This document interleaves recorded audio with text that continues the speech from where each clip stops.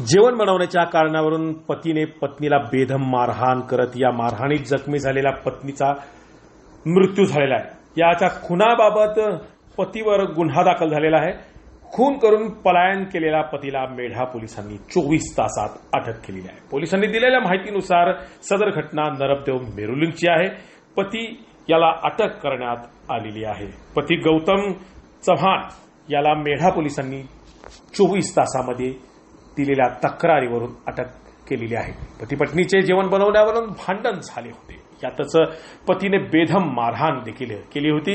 या मारहाणीनंतर पत्नी जखमी झाली आणि तिला उपचारासाठी सातारा ग्रामीण रुग्णालयामध्ये दाखल करण्यात आले होते। यानंतर पत्नीच्या भावाने तक्रार मेढा पोलीस स्टेशनमध्ये दाखल झाली। तक्रार दाखल झाल्यानंतर मेढा पोलीस स्टेशनचे सहाय्यक पोलीस निरीक्षक पृथ्वीराज ताटे यांनी त्याला 24 तासात जेरबंद केलेले आहे।